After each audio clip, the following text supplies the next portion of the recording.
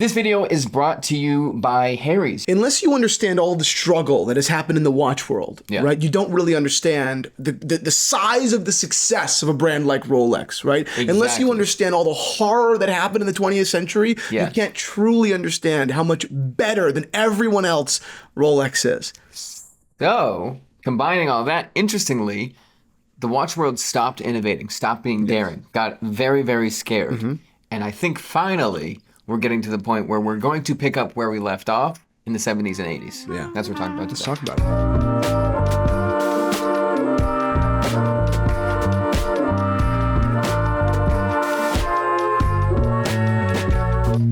What is up, watch fam? I'm Christian, the curator of the Theo and Harris Vintage Watch Shop. My name is Michael. Yeah, so today's conversation is great. I'm looking forward to it. The centerpiece is just this incredible Patek Philippe that we'll talk about. That is a wild watch. That is a wild watch. If you don't know, the crystal of this watch is made out of diamonds. But one thing... a diamond, sorry. One thing I wanted to jump into before we even pick up at the beginning is...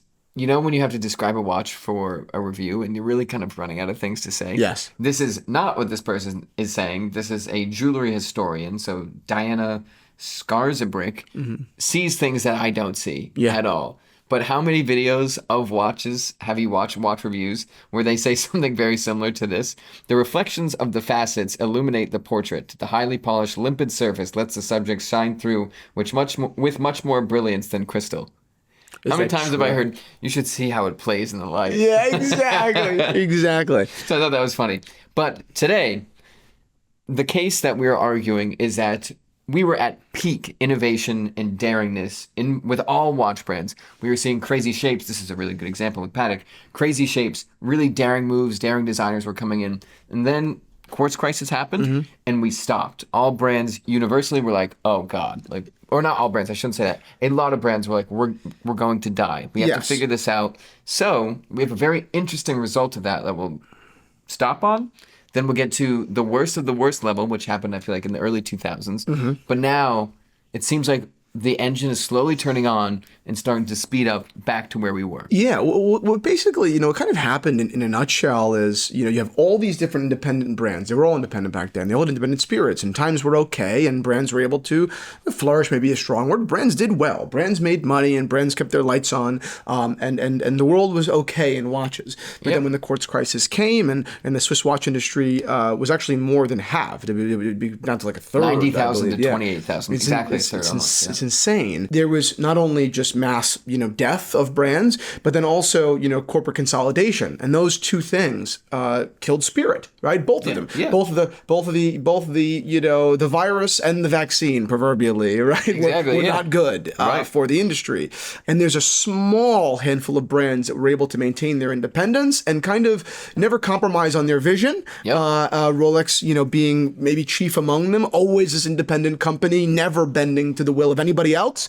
But this Patek is a really interesting watch too, and this came much later, in the 90s, but was clearly commissioned by someone who understands exactly what you understand here. That the golden era was more daring, and the golden era was weird, and it was very independent, a real independent free spirit. So now I think, we'll get into a little historical run, but really the summation of this video is I think what we're seeing happening is the watch world, as in the customers, are now slowly starting to say through their purchases and their interests in what they're looking at, like, hey, we're ready for you guys to hit the gas again. And like people that can innovate and crazy about, I think it's time. I'm sick of this watch. I agree. We'll start off before the Quartz crisis. We'll stop at the Quartz crisis.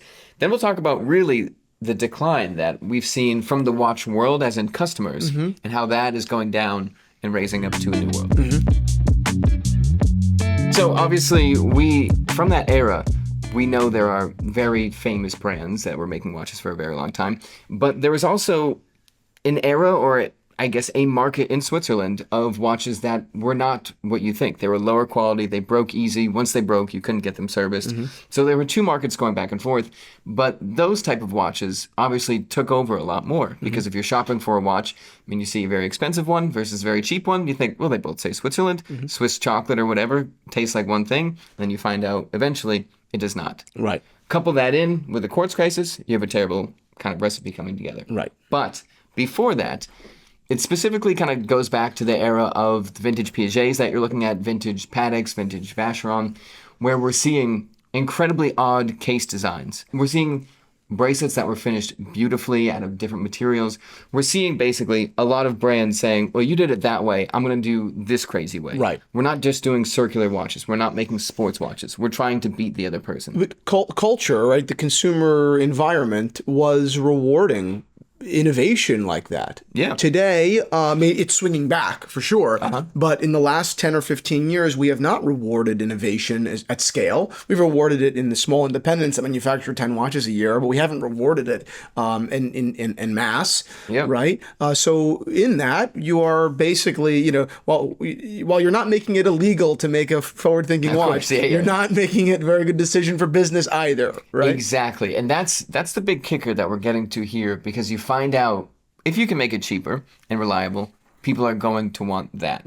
So really, we ended up having to play with the market. But when the quartz crisis was happening, we found out okay, the masses would much rather have a cheap ticking watch that's reliable and more accurate than the artistry. And what happened was we saw brands be like, okay, some brands like Universal Genève kind of died because they're like, the mechanical watches are done. We're investing all of our resources into quartz. We saw Rolex, they did 2 models that were quartz. They had the Datejust and the Day-Date, the caliber 5035, caliber 5055, both great watches, but still very clearly Rolex. And we'll talk about kind of why Rolex stayed for so long. And then obviously there was the big famous collaborative movement for the Beta 21, with Patek being the largest user of I believe they were the largest or at least most prolific user, but of this quartz technology. But what was wild about that era of Patek and that Beta 21 specifically is that movement kind of goes part and parcel with some of the most bizarre designs of all time, and again not just from Patek but from other brands as well. Like Piaget actually used a Beta 21 in many cases. Really? I believe AP used them. I believe JLC used them. I believe JLC was also behind the development. It's crazy to think about that era, but again, the technology and the design were kind of in concert, right? Yeah. It was not something that we're seeing today, or not something we've seen in a while. Maybe something we'll start to see again now. You're saying the quartz era essentially was like, okay, we're not going to just change the inside. Some brands, so exactly. We will change our entire thought of time. Exactly, and I know I don't want to jump too far ahead in the video. I don't want to jump too far down the narrative, but there are examples in the market that are doing the testing, the market research for all the brands, right? The wild success of the Cartier crash it's a wild success. Exactly. Should be telling everyone, hey, you can be weird and the market will probably reward it. Right. People are weird now. Are we not, you know what I mean? You're right. People are fucking weird. Have you gone outside? You know what I mean? Have you been to New York City? People are fucking weird. And that's it can go too far, but it's also a great thing that even the average person's a little bit weird now. Exactly. That's a cool thing. Again, let's be careful with the extremes, but it definitely does. It's beautiful that a regular guy with a regular job, the most mundane individual in the world, could wear a Cartier crash, or I know it sounds stupid, but there was an era a couple of years ago or 10 years ago maybe when guys would start to wear slightly colorful sock with their suit. And it was okay, you're being a little bit weird. You're doing it, Peter, right? That's kind of cool, you know? And I think that we're really just one moment away from a brand saying, instead of making an Aquanaut ripoff, what if we do something new? Exactly. And then being rewarded for it disproportionately. Exactly. So that's what we're leading to. So the quartz crisis happened, whatever. But what really happened was we found out we can make very, very cheap watches. But the thing that didn't really hurt them yet was the fact that everybody was still wearing watches. Yeah. So the market was still moving. That mixed with really the Apple Watch, phones, whatever it may be, really just all of a sudden a watch was irrelevant for most people. They did not need it. You heard the classic, my phone tells the time, whatever it may be. But that got us to our lowest point where you don't even need to wear a watch. So the act of even putting a watch on made it a dress watch. Right. But the world was not really into watches at that point. Very, very into watches. So our lowest point, I would say, Daniel Wellington era. I agree. Where your dress watch was that. To the point where it drove you, a watch lover, to start a business to counteract that. 100%. Vintage Theo and Harris 100%. business plan was that. It was, kids are rewarding Daniel Wellington and adults are rewarding Breitling for Bentley. What the is going on in the world? Exactly. Oh my God, And that is where, if anything, watches would die. Because your fancy watch, the watch you wore out, was $3 in cost and $150 to you or $200 or whatever. Michael Kors, everything like that was all the rage. And then it kind of, that put watches on people's wrists a bit more. To the point where that happens again. Your colorful socks, I'm jealous of that. What's kind of funny, a friend of ours says any watch is a good watch, right? And I when he said it for the first time, I was like, I'm not understanding in principle what you mean, but some watches are bad. Like we can agree on that. And he's like, no, you're missing the point. And he really was right. Even though not every watch is a good watch, not every watch is on merit is good. Sure. It's like, well, no, but in the macro sense, like, every watch is getting a watch on the wrist of someone, and that watch will likely be replaced by even a better watch soon. And the better watch, not just for as a social, thing where you're showing off, but is supporting watchmaking. So every watch is ultimately good for the art of watchmaking, even if it means 5 years from now, right? That Michael Kors will be replaced by something better, a Tissot PRX, exactly, or make a Seamaster for staying within Swatch Group, or if you jump over to Richemont, maybe a JLC at some point, right. So you're right. Like, he was right. He was 100% right. Yeah. So essentially, we saw that as the lowest barrel, but how bigger brands were reacting was by, over time, obviously not all at the same time, releasing sports models, more generally appealing watches. That's where we saw the Royal Oak, we saw the Nautilus. Obviously, Rolex always stood there. We'll talk about them in a second. But everybody was like, okay, wipe the identity. Yep. Like Piaget, we do not make thin dress watches anymore. We also make the Polo. Right. We make a sports watch. So all of these brands had to be like, well, no, look, it's an approachable sports watch. So you don't have to feel like you can only wear it when you go out. You can wear it all the time. That is the epitome, and that's one of the points of this video, why Rolex kind of didn't really falter. Because even their Quartz line was still the Rolex DNA. Still always a solid, approachable sports watch. Exactly. No, I think you're dead on. I think so much of the beauty of Rolex, the reason why they've been able to not just survive but thrive even through like the most tumultuous eras in watchmaking, and frankly, just in the world, like just just the world was kind of crazy, and Rolex still managed to thrive, is their formula from day one was so correct, right? We've kind of said this before, like Rolex understood Rolex understood what people wanted to communicate with a watch. You wanted something that was elegant back then. Yes, you did want something elegant, even more so than you do now, or we've gotten more casual with the era, but something that was still kind of bulky and a little bit masculine. Not too big, but still big enough where you feel like you're wearing something of substance, right? Whereas, like a Piaget, which is a brand that I adore, clearly, they were of an era, right? Of an era where people really wanted thin. Whereas Rolex said, okay, we can make a Cellini, like that, we could do that, right? But we as a brand ride that line of kind of like timeless, everlasting design theory better. Exactly. Piaget was never. Exactly. It was timely. Rolex is timeless. Exactly. So when we start to see things all kind of going down, we see every brand start to look at the one brand or a few brands that are still standing upright, and they're like, okay, so sports watches, not too thin, not too chunky, more appealing. And we see the DNA from these main brands kind of spread out everywhere, and the DNA from those unique brands kind of shrink back into itself. Yes, 100% agreed. This video is brought to you by Harry's. You can get factory direct razors from Harry's, made in their 100-year-old German razor factory. Yeah, incredible company. I know that you don't have enough facial hair to shave yet, but I remember the first time my dad, it's one of those beautiful things, right? Where your dad kind of sits you down or in front of the mirror, and it's like, hey, listen, that's it. You're looking gross. You're looking a little gross around here. You're like, you don't have enough facial hair where it's cool yet, so this is not cool. It's stringy. And then shaving for that first time is a really, really, it's a nice nice experience. You know, I Yeah, look right. forward to doing it with my son, or I'm Italian, so maybe my daughter one day. Who knows? But yeah, Harry's is so great because they balance quality with affordability. Mm-hmm. Other blades are more expensive, but that's because they're charging you what they could charge you, not Right. what they should charge Right. Harry's has been a leader in this kind of revolution in this front in this market, right? Really? Being able to deliver a super quality, and God, where it counts too. I mean, you're literally putting a blade to your face. So this is not a place where you should be compromising on quality, but delivering that super quality to the market at a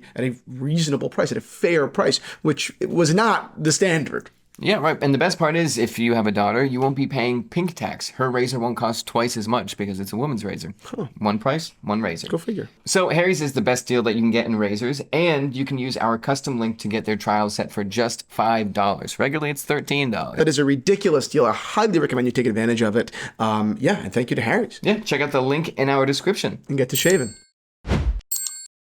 Then we get to the point where it's more of a homogenous collecting hobby. All of these sports watches are starting to look very, very similar. I talked about it recently with integrated sports watches. Yes. That's kind of happening right now.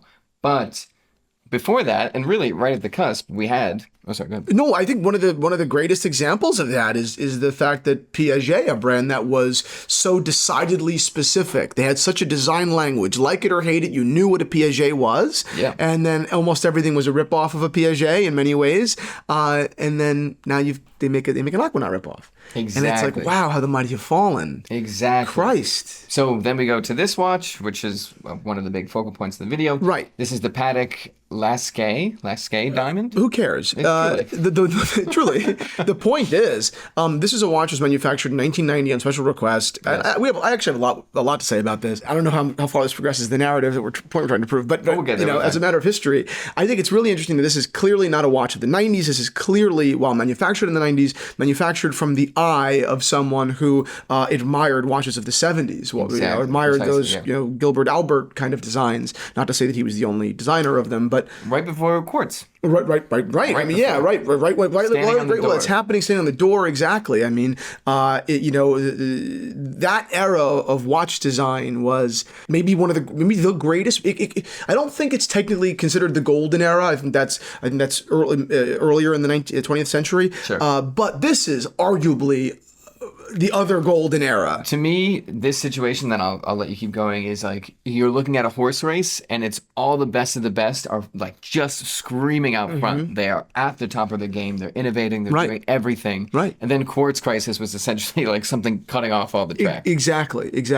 So that was incredible about this watch. The other thing I want to say is, this is a custom watch, and custom watches have made a very large comeback lately. But can you even take away the fact that this has a diamond as a? Of course. It takes two to tango, right? The fact that the purchaser wanted something this specific and incredible is amazing. Today, I don't think that people, I think the length or the height that people can reach when it comes to customizing watches is, can you make it in green for me? Can you switch That's that about out it. Right. Oh, I'm going to be really bold. How about, can you add breguet hands?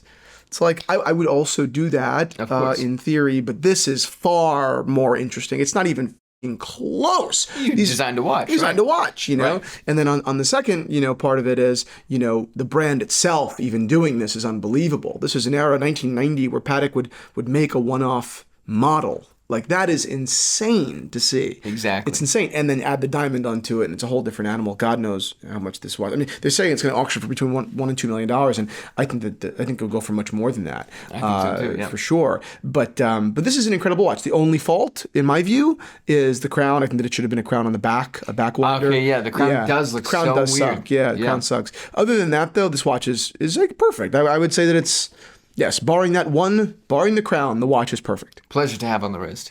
Like, I can't even imagine. No. Can you imagine wearing that? No. I think that would, I actually can't even imagine. I can the see beauty. you wearing that and then looking at the receipt that you got at the diner and being like, I got one order of fries that says they're like, oh, sorry. You're like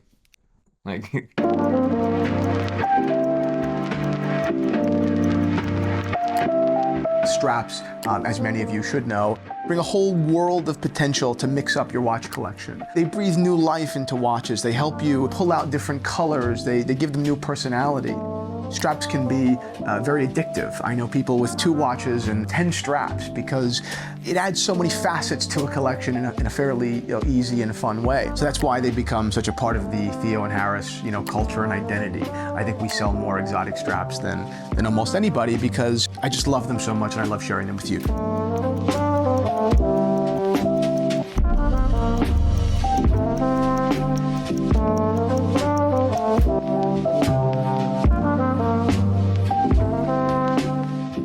To track the journey so far, Swiss Industry is born, is really at its peak. Quartz crisis, kind of, I want to give it a little bit of a slant.